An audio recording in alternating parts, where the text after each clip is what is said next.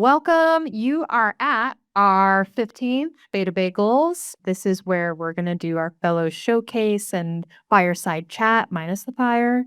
Before we like to start every event, we like to acknowledge that we are gathering on Lenape-Hoking land, the ancestral and unceded homeland of the Lenape people.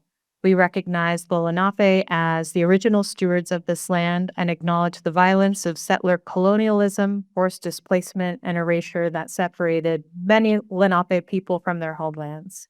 As we gather today to talk about civic data, public space, and equity, this acknowledgement reminds us that mapping is never neutral. Land, access, and ownership and stewardship all carry histories, and our work should push us to ask better questions about who has been seen, who has been displaced, who has access, and who gets to shape the future of our shared spaces. Speaking of history, this is not the first Beta Bagels. We've been doing this series for a while. It is dedicated to talking about government and civic leaders using technology and data. It's really an opportunity just to bridge that gap, really create community. We also like to let folks know what's ahead of them. This is our agenda. I hope you're enjoying the refreshments. Please feel free to get up and enjoy more. Cheers. Doing some more opening remarks, fireside chat, and then we'll have a ceremony at the end, the certificate ceremony. As this is going on, we ask that you make yourself comfortable. If you need to use the restroom, feel free to do just a bit of like the 101 on what Beta NYC is and what we do. We are a nonprofit. We're dedicated to our mission is to make it easier for all New Yorkers to access information and use open data to improve both communities and hold decision makers accountable. And we welcome you in doing that with us. This is our wonderful team. Woo! Shout out to my team. It takes a lot of work to put on an event like this with multiple production, logistics, etc. But we're small but mighty. This is, I like to think of it as our 3 pillars. I assume most folks are familiar with our work, so I won't belabor too much, but we have a Civic Innovation Fellowship where we train the next generation of public interest technologists. We particularly focus on CUNY students, but are broadening our scope as well. Our Civic Lab, which is the middle pillar, is responds to the needs of local communities and stakeholders, producing data-driven reports and analyses at an affordable cost. Incredible. Tech talent is very expensive, so if you have an open data question, feel free to ask us. And our public programs, you're experiencing it right now. We love to gather community around open data, stewardship, making New York better. I'm actually going to reserve this slide for the rest of the conversation, just for the sake of time. But we're going to be talking about mapping for equity. And if you don't know what that is, maybe you can just tingle on it until it's revealed to you later. But I really wanted to focus on Isla and Jillian and talking about their cohort and the genesis of this cohort. Before we get to mapping, there's people and connections, and that's always been like our North Star. And connections across species. Just kidding, but not kidding. This is our team's first time at the College of Staten Island, which is also called CSI, which I would never get over. I always find it so funny still. A lot of history there, but it's really tangible and humble beginnings. We were so enamored by like the space. We don't really head out to Staten Island a lot, but there's so much like rich wildlife that we encountered. Really enamored by the wild turkeys. This is our team, Dimitri, Katie, and Anthony. This is us eating lunch before Katie's class starts. And I just want to shout out and thank Katie and Anthony and the CUNY Pit Lab at large for partnering with us and creating such a beautiful experience and opportunity for the fellows in such a collaborative way. And we can't wait to collaborate more. But okay, going back to this day, Jillian and Isla are somewhere on campus, maybe running to the campus. I'm sure toggling a lot of things. They have a lot of classes and they're heading to class eager to learn, totally unaware of what the future holds. None of us knew what the future held. And none of us knew that this photo would make it into the Fellow Showcase over a year later. But, how this started is Beta NYC integrated our curriculum into Katie's class, and Jillian and Isla started to learn how to map through their classwork. But not only that, they started to see an intersection with their own interests. So Jillian's really interested in seeing how mapping accessibility around campus could create data that leads to improving campus conditions. And Isla, with her experience working in DHS, saw how mapping hostile architecture could further advocate for unhoused people and create actual solutions for them rather than punitivity. And little did they know, these are just beginning seeds for them. They'd be joining us at Beta NYC and further intertwine themselves into mapping for equity and more. They'd learn how to, this is my list, wrangle a group of strangers to learn about open data, learn how important signage is for a large conference and making people feel welcomed. They'd learn how to run efficient meetings and communicate across a whole team with very different communication styles, how to interview public interest technologists, how to document conversations, event logistics, how to think through accessibility, how to create communication materials, troubleshoot in real time, so much more. I really say all of this to articulate their growth and that we had the opportunity to have them on our team and we have grown because of them as well. And we're really grateful and so glad we're celebrating today. And we hope that they continue their work in other circumstances. I know this is a room full of data people. Like, where are the numbers? Just kidding. But after all the stretching and growing, this is really the proof of what they built. This slide shows their concrete contributions. So the top row, do I know the difference between a row and a column? Yes, I do. A row. Sometimes I surprise myself. Shows the overall metrics of mapping for equity. Over 9,550 public amenities have been mapped on OpenStreetMap, 93 open spaces. And the bottom row is our Jillian and Isla's contributions. So 987 public amenities, whether it's them mapping directly or teaching others how to add to the map. Such an incredible impact. And that's just one number. This is among 10 open spaces, 329 benches, 177 light fixtures. Those are lights that weren't on the map. Really thinking about how important it is that we have these free amenities that help us live our lives, et cetera, et cetera. I could go on. I want to keep it short because we have a lot of speakers. Let's see. Up next, we originally had Councilmember Gail Brewer, but we will reserve that for later. But it's also my honor to introduce Esther, who is part of the Manhattan Borough President's Office, Director of Policy. Let's give her a warm welcome. Hi, everyone. My name's Esther Caroline. I'm the Director of Policy in the and look who joined us in the Manhattan Borough President's Office. We're here with Brad Hoylman-Siegel, the Manhattan Borough President.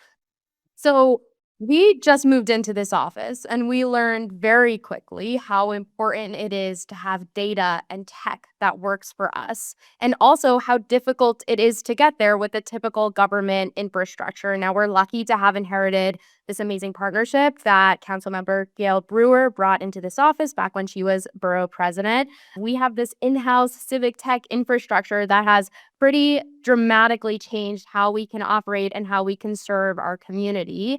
And we know that's in high demand and low supply. And if you're in the room, it means that you're committed to resolving that problem. You're committing yourself to public interest tech at probably the expense of maybe a better paying career, which is laudable to say the least. And I can share some of my quick experience working in government policy. And every time we face an issue, the first question is, what data is there to show us the history of this issue and help lead us to solutions? And frequently that data doesn't exist.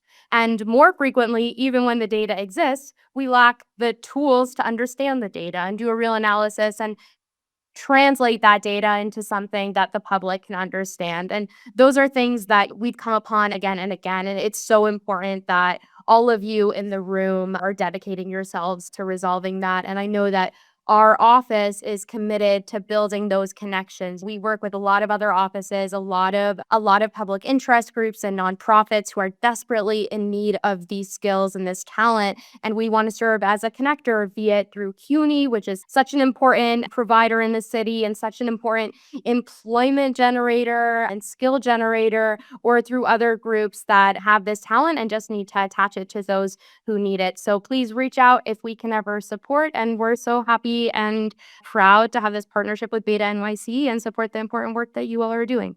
Thank you all. Thank you so much, Esther. Okay. It is also my pleasure. You're going to be seeing multiple generations here to introduce Beta NYC alum Ishrat Chowdhury, who is currently a consultant at Accenture and an incredible person. Please give her a warm welcome.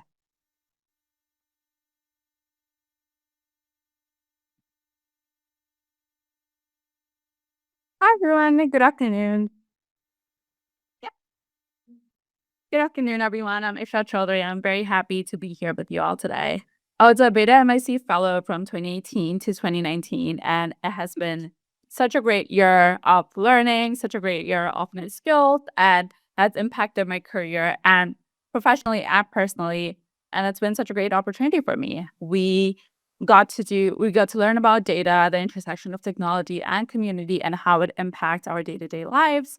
We were working with 311 data, and I remember analyzing noise complaints, just looking at like 311 data and correlating that with specific community boards and how that impacts like our day-to-day lives where we live within those community boards. And it was very exciting. I remember one tidbit that I learned was NYCHA buildings, because they don't have access, they cannot do 311 complaints for NYCHA. They used to make noise so that people would complain, and then that way NYCHA building issues would get addressed through that. And it was just such a fascinating learning for me. After completing the fellowship, I was also fortunate to continue my journey with Beta NYC as a civic innovation mentor. I got to mentor the next generation of civic innovation fellows, allowed them to share my experiences, got some more skills like communication skills, presentation skills, got to get very involved with Open Data Week and how to host such big events. And I still use that in my day-to-day life at Accenture, and it's been amazing. I definitely think Beta NYC set up the foundation for me, and I was able to set up my career so that right now, as I'm working at Accenture, it was just a consulting firm. I've positioned myself to be within the intersection of technology and public service. In my work, I work with New York State or other city and state agencies to do business implementations, new process improvements, efficiencies within government, grants management, which ultimately goes back to the public and how to improve public lives. And it's been truly an honor just getting all those experiences through Beta NYC and like setting up my career in that way. I'm still very involved with Beta NYC. I love to participate in like Beta NYC alumni events, join Open Data Week and Open Data conferences, and be in events like this today. And I really appreciate you all inviting me here. Just overall, I would like to say that this program has given me the tools which shaped not just my career trajectory, but how I think, how I lead, and show up for my community. Community I serve. I'm enormously grateful for that gift, and I hope you both, while graduating this program, feel the same feelings that I've shared throughout my journey at Beta NYC. Thank you. Incredible. Thank you all. Now we're going to move towards the fireside chat. I'm going to introduce the moderators, which are Dimitri Mimi and Naima Haq. Hello, everyone. I'm Dimitri Mimi. I'm the manager of educational programs and community initiatives at Beta NYC, he, him pronouns. I've had the wonderful privilege of working with our fellows and supervising them directly over the past 2 semesters. And it's so exciting for me to get to lead this conversation, for you all to get to experience a slide of their greatness. And I'm joined by my awesome colleague, Naima Haq. Oh, thank you so much, Dimitri. Hello, everyone. Welcome. I'm Naima. I use she, her pronouns. I'm Development and Strategy Manager here at Beta NYC, and I'm so privileged to work alongside such a great team, Dimitri, and also help co mentor our amazing fellows who you'll be learning about more today. Isla and Jillian, if I can call you up here to introduce yourselves. Hi, everyone. I'm Isla Janjua, she, her pronouns. I'm a Civic Innovation Fellow here at Beta NYC, and I'm also currently an undergrad at the College of Staten Island studying criminology. Hi, everyone. My name is Jillian Milo. I go by she, her pronouns. I'm also a Civic Innovations Fellow here at Beta NYC, and I'm also currently an undergrad at the College of Staten Island, currently as a psychology major. I was really struck listening to Jazzy introduce our journey so beautifully earlier and taking it back to our very beginning when you were students at CSI, when you first discovered Beta NYC, and when you first started this journey with us. I really want to go back to the beginning and I want to ask both of you what drew you to apply for the fellowship as a student, and how did you see yourselves professionally before this fellowship began? To kick us off, I graduated high school in 2020, so very interesting year. And then due to other life circumstance, I wasn't really able to return to school right away. So by the time I returned, it was 2023. And then I felt around that time like I owed it to myself to jump into as many experiences and opportunities as possible. Starting the psych major, taking social psychology in Katie's class, and then just immediately being introduced to the idea of an apprenticeship at Beta NYC, I immediately knew that it was something that, hey, I should do that. That could impact my future as well as maybe something I could be really interested in long term. I figured it would connect with the framework of the project that we did, as Jazzy so lovely table set earlier, basically accessibility and equity in our spaces, and just to really drive that home. And since I really hadn't had much professional experience prior, I had only worked one internship at Fresh Hills Park on the island. That was really my only experience, and it was rather a more lax position. But I will say I always held myself to very high standards professionally within the academic spaces that I have inhibited prior. So I knew that I was going to inject that into my time here at Beta NYC. As for me, what had drawn me to apply to Beta NYC was actually Professor Katie. She had spoken so highly of Beta NYC, and actually, one day after a lecture, I had the privilege of speaking to my supervisors, Dimitri and Jazzy, about the fellowship. They gave me a rundown of what the fellowship is, Beta NYC, their mission, and that led me to go home and Google Beta NYC and go to every single part of their website, clicking through everything, soaking up all the information. And as for where I saw myself professionally, I've been working since the age of 14, and I have had multiple professional experiences. However, due to my age, I was always dismissed and my voice didn't really hold any weight. However, Beta NYC has greatly challenged that. So I'm really thankful for that. Thank you so much for your responses. In that spirit of zooming back into the past, I want to take us back to an even more specific moment. Take us back to your first day where you walked into the municipal building. How did it feel when you were just starting this fellowship? I was incredibly nervous. It's such an intimidating building. I have been here a few times here and there because my father does work at the Administrative Services. So there were a few times where I was here for less professional experiences. However, coming to this government building as someone who was working here was vastly different. I was incredibly nervous. I was racking my brain trying to remember if I knew a Jillian from my class. But luckily, I will say Jillian and I had bonded very quickly. And on top of that, Beta NYC, as I mentioned, coming here, I was just I felt welcomed essentially. Being at that table and like on my first day, being told to ask questions. And we were very encouraged to ask questions over and over. And it just made me feel, yeah, my voice does matter. Yeah, to piggyback, I was also insanely nervous. I remember the night before I was talking to my dad about it because he was also trying to make sure I knew where I was going, considering I hadn't commuted into the city before by myself, let alone navigated the city by myself at the time.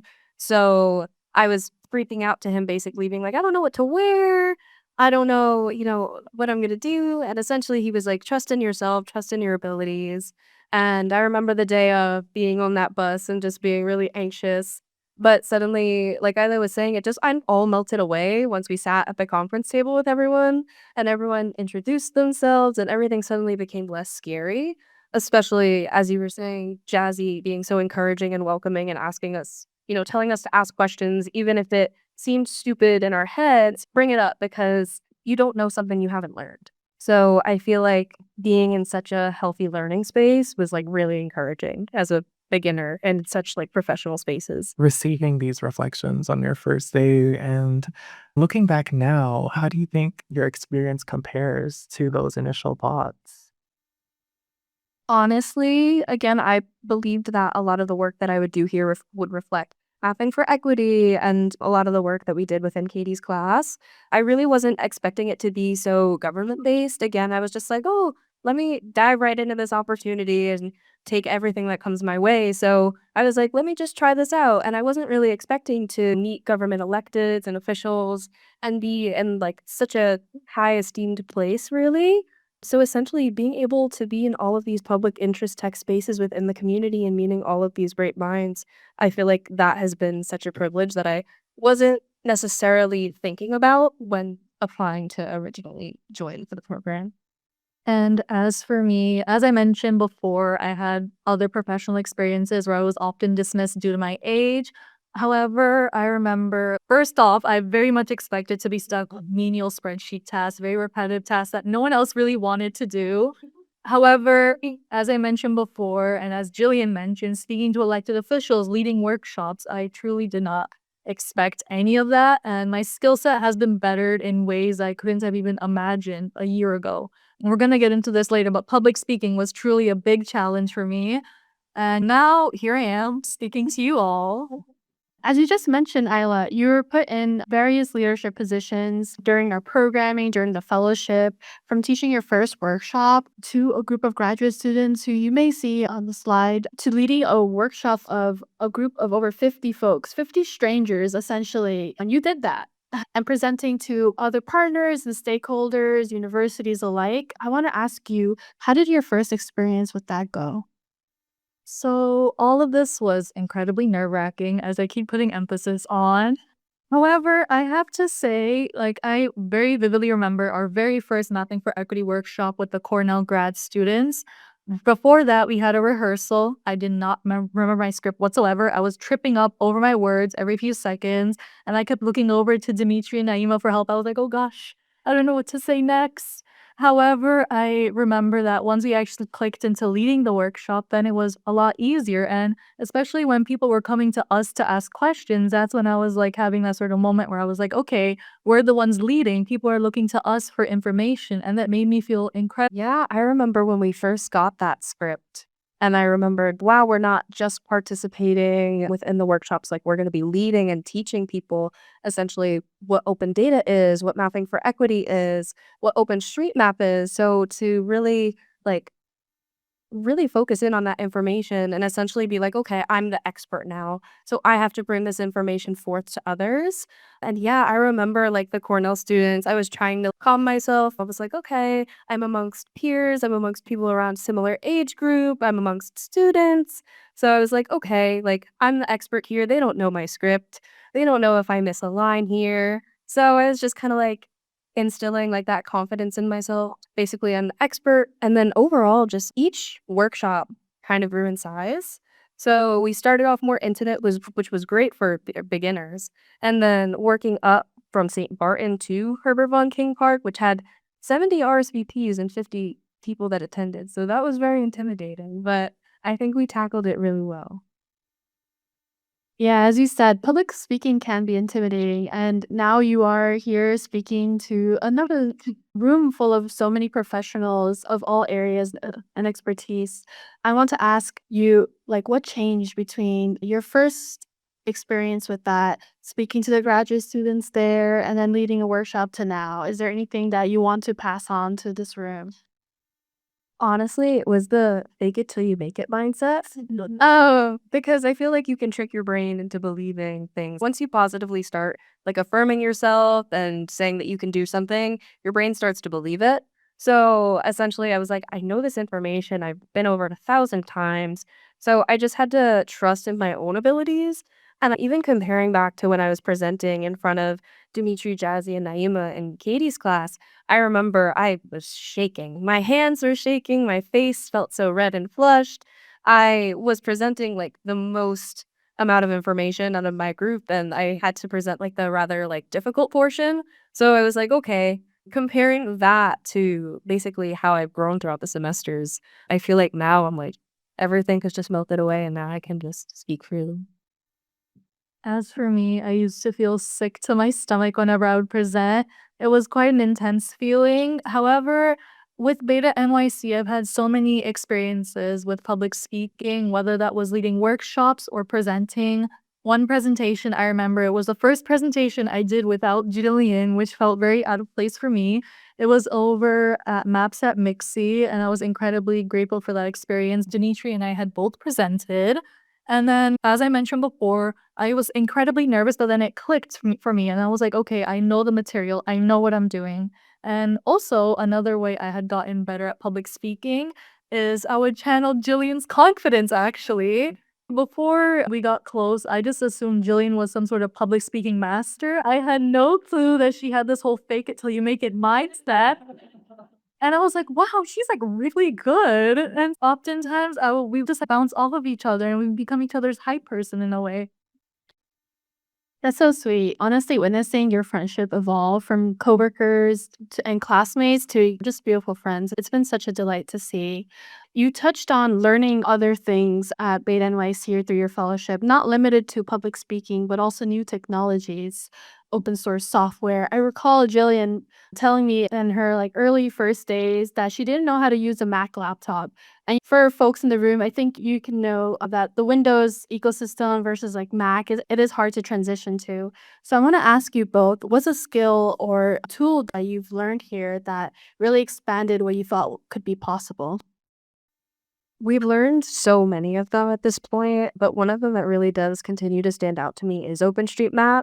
Prior, I know not just myself, but most students in Katie's class, we had no idea what OpenStreetMap was prior.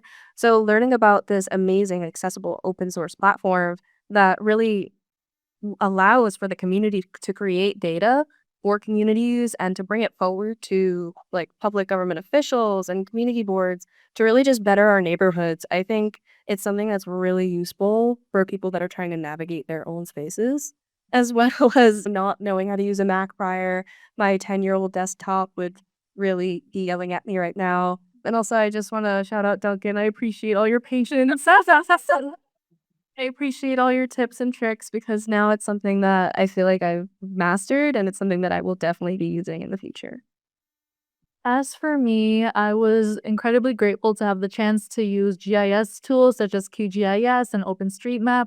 Even though there was a steep initial learning curve, like pretty intense, I remember there was this one moment in class where none of my group members showed up and I was mapping something and I kept asking Jazzy, I was like, hey, so how do I do this? And however, with Beta NYC, I've had such big development. I vividly remember in November, I had mapped a good chunk of spreadsheets and I felt like an OSM master of sorts. I felt so much growth in that moment.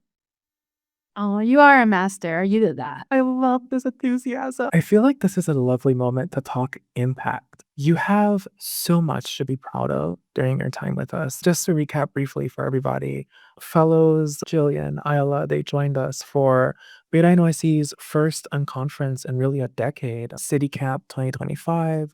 They hosted in partnership with the Kinney Bit Lab that are here with us today, and they really supported the Public Interest Tech pop-up at the Oculus, which is still open, by the way. Check it out. And they got to experience so much through that. I can think of so many other key moments. Attending the Manhattan Borough President's inaugural borough convention. That was so amazing, and getting to engage stakeholders there, being so instrumental in us hosting our biggest School of Data conference ever this year with over 600 plus attendees. Some of you in the room were there. It was just so wonderful to witness them be so instrumental and so key to so many of these things. And I want to pass the mic back to both of you and ask you what it was like to participate in such milestones. So we have had the privilege to experience all these events. And as I mentioned before, we were very nervous every single time, like the night before any large event, any mapping for equity workshop, even School of Data and City Camp. We would text each other and be like, oh my gosh, we were just freaking out. But all of it clicked into place. We just realized we are prepared for this. Beta NYC has well prepared us for this. We spoke to elected officials, led workshops, and during School of Data, we were volunteers, and there are a few volunteers here in the room as well. We were helping around, and we actually led our own separate groups of volunteers. It was nice to have that experience too. But one big one that comes to mind is our Herbert Bonking workshop, as Jillian mentioned, the 50 attendee one. That was incredibly nerve-wracking, and I remember because we commuted there together, we were like, oh gosh, we're not gonna be able to do this, but everything worked out like a well-oiled machine, and I could see that sort of pattern in all the big events that Beta NYC has had, and it's just incredible to see this. Specifically for Mapping for Equity, it's become second nature to lead these workshops, and I love just seeing the curiosity in people when they approach us with questions. Yeah, I think to start back at City Camp, Isla and I began our apprenticeship last year here, August 15th. So City Camp, I believe, was September 6th. So not long to really adapt and really understand. We had to learn what City Camp was, what an unconference was, essentially dive right into our tasks.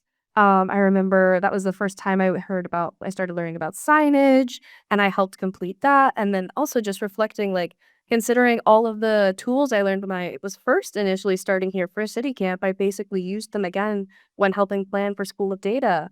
And Isla and I really contributed to a lot of the waves of outreach, which then in turn, we see that with the numbers of the people that attended. So having over 600 participants there that day, I remember that morning, like very early, we reached capacity. So that's definitely a feat under me and Isla's belts at this point. And I think it's just something to really be proud of to be a part, again, of these spaces with so many amazing individuals with great ideas. We saw that again reflected in the pop up. We got to sit in on so many amazing presentations and overall just get to really see the community come together for public interest tech. Oh my gosh. So many just amazing milestones. And I love hearing your perspectives. And I hope everybody here as well is taking away just how amazing these two have been so far and the things that they've really participated in during their time with us. I also want to mention you got to meet a lot of people during the course of this fellowship, and you got to meet all sorts of stakeholders. You got to meet leaders in the public interest tech and civics and local politics. I want to hear from you what some of those meetings were like. Yeah, to kick off last semester, it was filled with guest speakers and meeting amazing individuals. We started off meeting the NYC comptroller, Brad Lander, and basically being able to talk to him before his departure and leaving. It was really amazing to get to hear his views on some of his favorite projects that he had worked on during his time, as well as just hearing some advice for two young women starting within the civic tech space. He basically was saying, we're already doing the thing. And that was very encouraging to hear, especially just starting. So that was really amazing. And then leading into our conversation later that day with Alexius Marcano, he really just drew the point home. So essentially, one of the things that I know both Isla and I took away that we talk about all the time is he told us to basically advocate for ourselves no matter what in all workspaces. So basically, trust in your abilities and your capabilities. And if they're not being reflected and appreciated in the workspace, then that might not be your space. So overall, just know your worth. And especially, again, we have to consider this as young women coming up in the workspace in general. Sometimes there are foundations put in place to keep us back. So to do that, we need to use our voices and we need to stand up for ourselves. So with that, I think both of those conversations were amazing to have. And then as well, jumping to open plans, being able to speak with Sabina that day, I was in awe about how receptive she was about using their initiatives and wanting to bring them to Staten Island. So Isla and I really being able to give her our just brain flow of ideas of all the different spaces or schools they could use in their projects. And then as well as meeting Sylvia. Sylvia is such an amazing individual. Shout out her dog, Chocolate. She was so amazing to allow Isla and I to really put our hands on her project with the other streets. So essentially, Isla and I were assisting with mapping honorary street names. which they hadn't been mapped prior. So this is something we contributed to open street mapping. And I think that it was such an amazing experience to be able to learn about such pivotal individuals that really impacted communities and now mapping some of their information and they're on our streets. On top of the lovely guest speakers that we got to speak to last semester, this semester we had the chance to interview two figures in the public interest tech field. So Ariana Holder, who works at the New York City Office of Technology and Innovation, and Alan Hillary, who works over at the Macaulay Honors College. We got to see two distinct sides of Pitt come together. So Ariana Holder was more focused on community building, and she mentioned how it's amazing being able to see so many great minds come together and make tech for the betterment of the public, and as well as Alan Hillary, who was more focused on data literacy, so teaching it. As I mentioned before, he teaches over at the Macaulay Honors College and he focuses on data and society. So it was amazing getting his whole view as well, knowing that he wants to lead workshop, and also he spoke about his classes that he teaches as well, where he teaches data literacy and how to use that and intersect it with public interest tech. Wow. Oh my gosh. So cool. So yeah, I think moving forward, I'd be remiss not to have a moment for Mapping for Equity. You've heard it mentioned throughout this meeting, throughout our responses, our digital literacy program where we introduce open data to folks in their own local familiar open spaces. And you both were such a massive part of that, literally from putting up flyers, as you could see here, all over their campus, to reaching out to folks, to leading these workshops, to making sure that information was added to OpenStreetMap. Just calling back to some of the wonderful things that Jazzy highlighted at the start of our meeting, adding nearly 1,000 public amenities to the map. Just so incredible. And also leading our very first Mapping for Equity workshop in Staten Island. Oh my gosh. And adding about 480% more points of information in Mahoney Playground in Staten Island and the St. George neighborhood. It's so incredible. And really, this happened because of Jillian and Isla. They're from Staten Island. It's their home borough, and they really anchored our expansion there. It's just so great that we've been able to bring Mapping for Equity to all 5 boroughs because of their participation. So yeah, I think just moving forward through that and just also acknowledging that some of the attendees of those workshops are in the room with us. Thank you all so much. All those of you who came out today. So happy to see you again. And I really want to pass the mic back to both of you. You've already spoken to this and some of your earlier answers, but just what was experiencing that impact and what is it like knowing that you helped create all of this and reflecting on those moments that you shared with community members and even bringing it home to Staten Island? It honestly feels amazing. I remember during the very first Mapping for Equity workshop or workshop, since it was a bit of an unofficial one at CSI at our social psychology class, I was a bit confused. However, as I began to teach it more, I really resonated with the whole mission for Mapping for Equity, which is where we will go to these open spaces, these open public spaces, we assess equity. Then we allow community members to actually bring that information we've collected to their elected officials and advocate for betterment within their communities. And it was really amazing, the Staten Island workshop in particular. So many of the attendees have brought up spaces in Staten Island that they want to see get mapped. And one of the spaces that someone mentioned was actually the neighborhood of Port Richmond, which is where I went to high school. And I would really love to see betterment happen there because unfortunately, as many other boroughs, there are neglected spaces. And Port Richmond is unfortunately one of those. So hearing the passion to bring this project over there is just absolutely amazing. And I really do hope to see some mapping workshops be held in Port Richmond and overall in Staten Island. Yeah, I think overall, just like seeing the numbers themselves speak to so much of the work that Isla and I have participated in here. I think recently seeing that number, seeing almost that we've contributed to almost 1,000 amenities, that's something that I am definitely prideful in, especially again, starting out here as such a novice and growing throughout the past year almost. It's really amazing to see. And then essentially planting those seeds for the future of public interest tech and mapping for equity to grow within Staten Island. It was really amazing the day of the field workshop and data entry to see like such a hunger for public interest tech in Staten Island. I know we've talked about it internally before. To again really see it in person, to see people so engaged, asking questions. Oh my gosh, it's so great that this is the first mapping workshop in Staten Island. I wish that this has been done sooner. Or when is the next one happening? I think that enthusiasm is something that should not go unnoticed by any means. And I think it would be just amazing to really tap into those communities in Staten Island and see what we can bring there further. Oh, I really want to emphasize how much of an impact you made here at Beta NYC.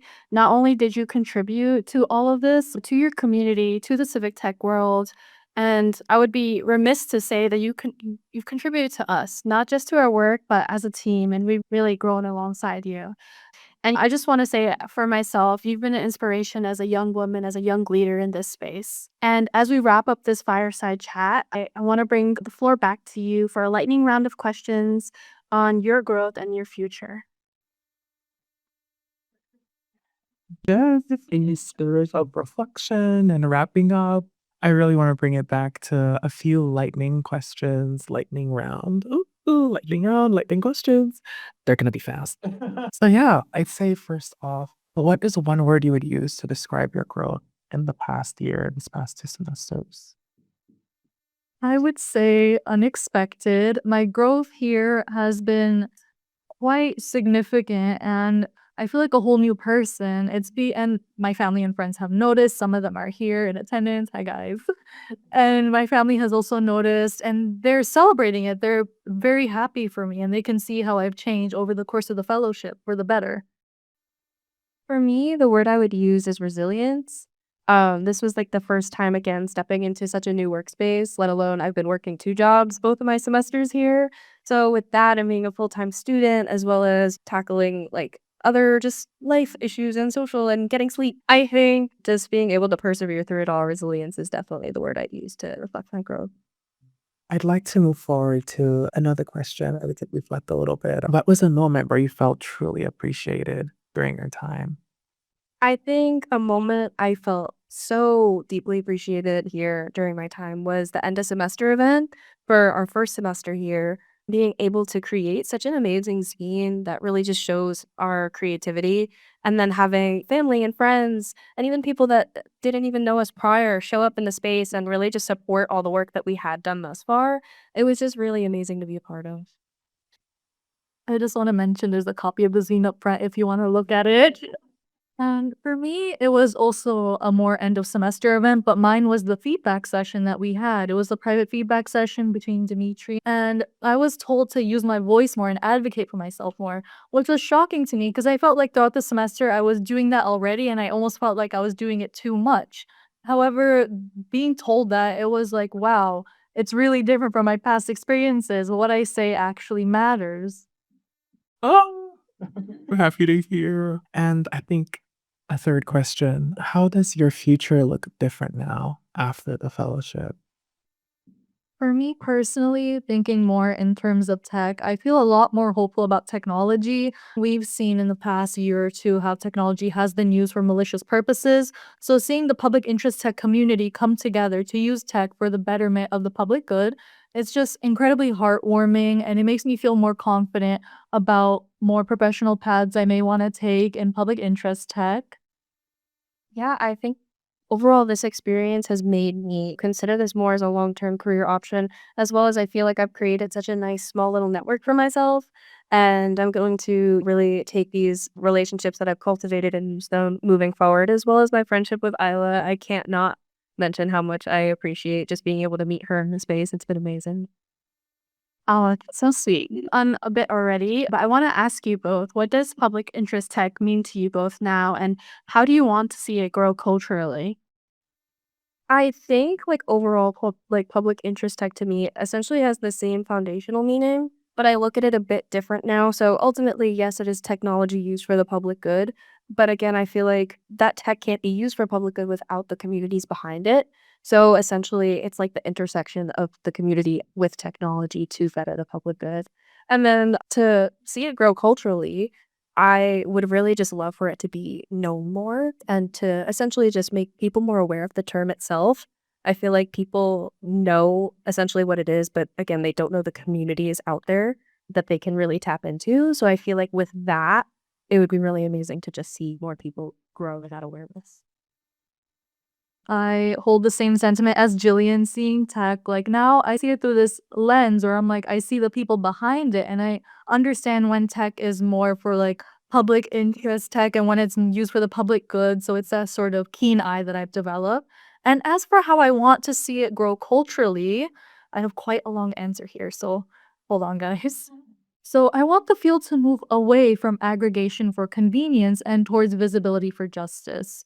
Specifically regarding the flattening of South Asian data, I saw a presentation at School of Data titled Invisible by Design: What NYC Child Welfare Data Reveals and Erases About South Asian Families by Shivani Parikh, and it was focused on South Asians. Like other specified Asian groups are often put into the broad Asian American category, which makes it incredibly difficult to get specific data, and it makes it even more difficult to put that data together.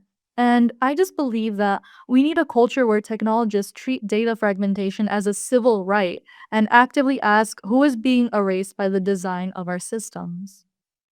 That's so wonderful and truly such a thoughtful answer. I relate so much as a South Asian myself and love that the community is growing to speak more. And I think you both are speaking to the right room of people for wanting to see public interest technology grow even further. There's so many professionals here in this room that can help us do this. Now, on that note, I want to pass it to the audience to for their questions. I'm sure you have a lot of questions for Isla and Jillian. Take it away. I wanted to ask if being in this internship in this program and doing all this mapping and everything like that has changed how you see New York City and what you look out for, what you're actually going through, even not at the internship. Hi, Mary. That's my friend Mary.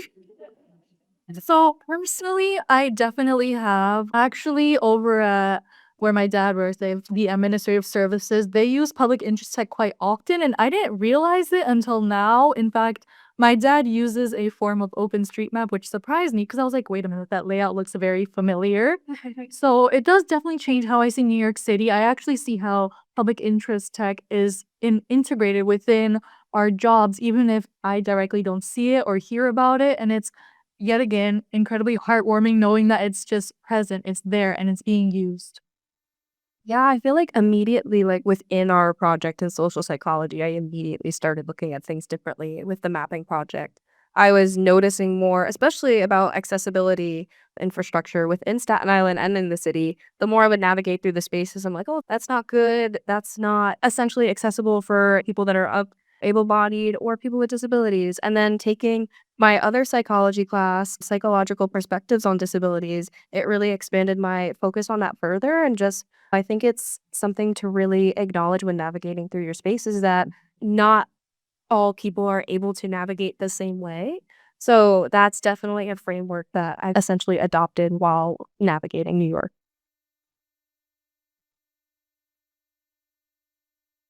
Does anyone have any other questions? So I see this as really great work. I thought ZPD is so cool. I'm wondering, in your future careers, do you guys think that you'll be business in tech related? Or how directly translatable are skills best to your future careers? And can someone repeat the question into the mic, please? Okay, so how transferable are our skills, essentially, and then how will we take this with our future careers? Okay, so I'm going to be so honest. I have no idea what my future career is going to be. Being a psych major, there are so many different paths I can take. If I want to do the full set of schooling right away and get my doctorate degree and become a therapist, that's an option. But also at the same time, life gets in the way, stuff happens. It might not be something that's totally accessible at the moment. Something I've thought about is art therapy, but also now with my experience, I might shift into something else. So the future is honestly just wide open at this point. And then as for transferable skills, I feel like, again, knowing how to look at data and then analyze data is something that could be used across most jobs now today. So being able to analyze data and then use a bunch of different text sources, I feel like that is something that's so important in our like ever growing tech world. So, how I believe my skills are transferable is that quite recently I had taken a course, Gender and Violence, and it opened up a path to me for social work because I was like, I don't really want to do direct clinical social work. I want to work more in policy and advocacy change. And a part of what we do at Beta NYC is just that focus on the more civics aspect. And that's where that comes into play. All the elected officials I've spoken to, my public speaking skills, and also strengthening my data analysis skills, which I have had a few data analysis jobs in the past, but this one was definitely very involved, and I'm incredibly grateful for that. So I do believe that's where it comes into play, pursuing meso-social work and advocating for others and advocating for policy change. Shaden, I saw you had a question. I just had a question with regards to artificial intelligence. What role do you guys think it'll play in public interest in the future? And if you guys worked with AI at all during your internship and just your overall thoughts on it since it was growing beside you, it seems, but throughout this college. Okay, so the question is essentially how has AI impacted our fellowship here, as well as how have we used it thus far? I think we used it lightly and sparingly with certain tasks when necessary. I know personally it's something I do try to steer away from. I'm very like environmental heavy, and considering my internship with Frescoes Park, I am aware of like the ramifications of AI on our environment and also just like the unnecessary uses of AI. But also, that's definitely something to acknowledge. But also, I am aware it is something that is going to be used within all of our spaces. It's something that isn't going to go away. It is just going to keep growing. If it's being used for public good, then that's something that I can totally get behind. Whereas I know some people just use it to write grocery lists. I just think overall it's something to be mindful about and use it in like a safe, intelligent way. I wholeheartedly agree. I hold the same sentiment about AI. We did use it very sparingly, and there were times where we were told AI could be useful in this, but we were like, we'll put our heads together. We'll come up with something. And of course, we wholeheartedly understand there is a convenience aspect to it. And as mentioned before, all tech can be used for good. And I do believe AI possibly. I know that there's AI used in the medical field that has been highly beneficial and is not as wasteful as generative AI. So there are aspects of AI that could be used for the betterment of public good, and I do hope that I know AI is being used for quite malicious purposes, but I hope that intersection with public interest tech can broaden our more positive uses for it, and I'm incredibly hopeful for that. I just want to say a couple of things here. We love that question, Shaden. I think it's such an important question to highlight AI in the public interest tech field. And I think we can have this conversation more later. But as a nonprofit, as folks just trying to understand the technology in this world, we want to understand our tools at the very least and see how it's being utilized and how can we utilize it as well. Just to, as Jillian and Isla said, for the public good. It's going to be used anyways, regardless. But I think having that collective understanding how it's used, what it is so important, and it's really important for the communities that we serve. With that, I want to ask, is there any last questions that we have for our star fellows? Oh, Jordan in the back. Leaders in the room, what is your advice on making sure that you're helping in people get into this space and helping leaders already in the space bring people in to continue the legacy? Okay, so how can we basically help integrate new public interest technologists into the space and give advice? Okay. So I think honestly, again, specifically in Staten Island, spreading the word, talking within our small communities and trying to bring them together. I think specifically that's one way that we can cultivate this work, as well as just advice I have. Really just network. Network yourself, get out there, take every opportunity that comes your way, even if it's something that you might not even realize you have interest in at first. Again, I hadn't heard of OpenStreetMap or Beta NYC or any of this really prior, so I was never even considering an option of the career in public interest tech until now. And overall, again, just throw yourself into any opportunity and you'll never know what you're going to find. I agree. And also, I would like to add, please explore the less, I want to say, governmental uses of it. understand and explore how it can benefit you personally, and then you can bring that to others. Like as Jillian mentioned before, advocating for where accessibility is needed. For example, I have a friend who unfortunately it has lost a leg, and there are often times where we'll have conversations about this where accessibility is a huge issue on our campus, especially. It is a very large campus, the largest CUNY, and we will often have these conversations about where accessibility is needed. And that's like what the driving force was for me, trying to understand like where spaces can become more accessible. And that's what drove me into public interest tech and understanding that. So I believe that one way that you can further your interest or even begin to get interested in public interest tech is understanding how it can benefit you and the ones you love. Because then it sort of broadens and you're okay, so this issue not only applies to me, it applies to my friend, and it applies to everyone. Thank you all so much. And thank you for wonderful questions. And thank you to Jillian and Isla for being so amazing and going with the flow and answering and sharing your experiences and insights. Appreciate you all for joining us here today again and following through this conversation. I'm going to pass the mic back to our wonderful MC, Jazzy.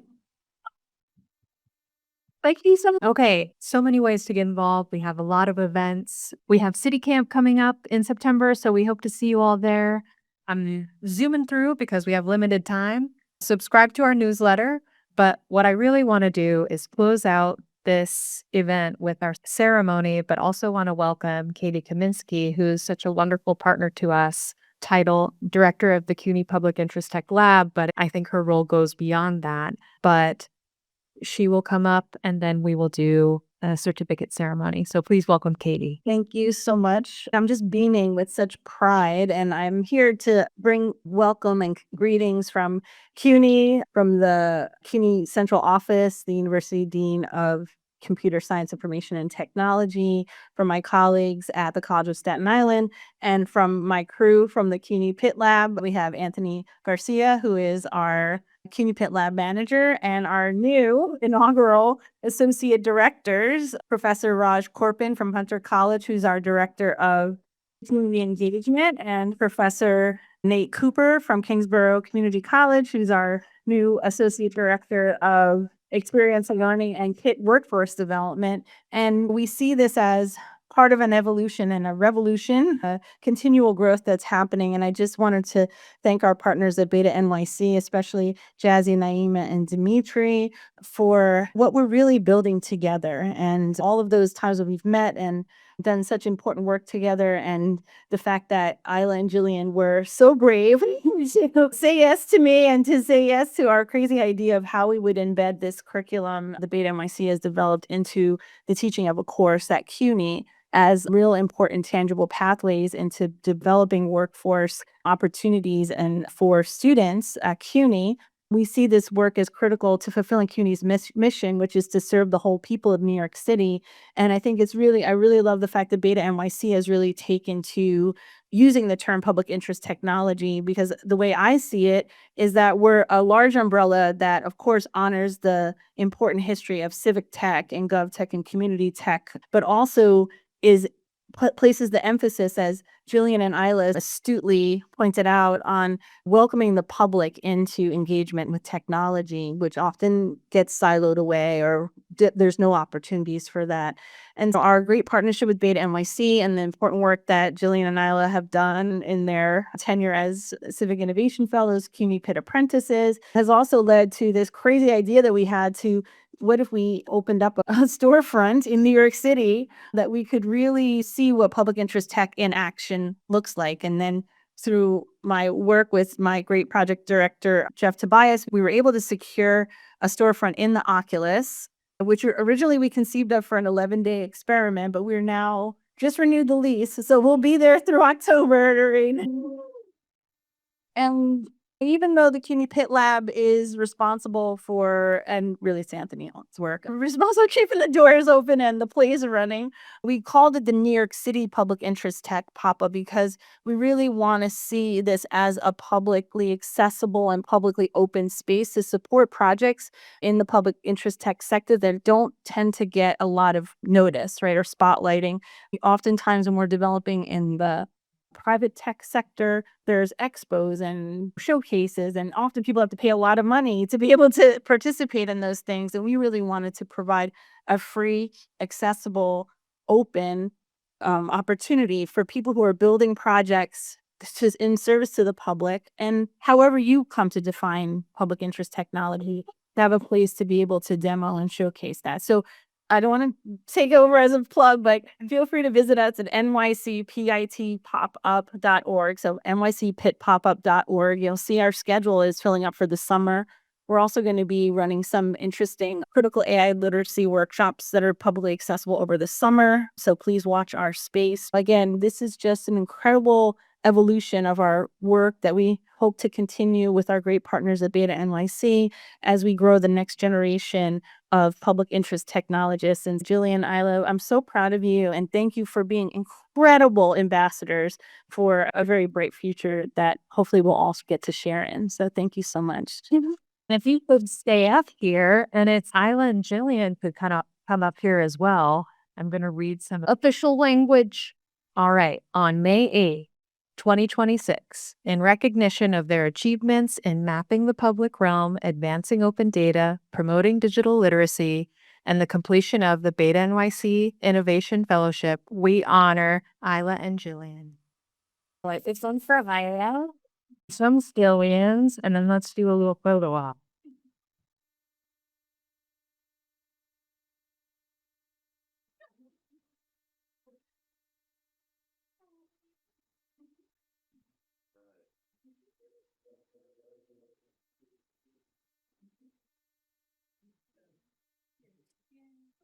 If you really like this work, it runs on a lot of human labor, so feel free to donate. All of this goes to putting on events like this, and we're so grateful for you all being here and being part of our community. Have a great afternoon.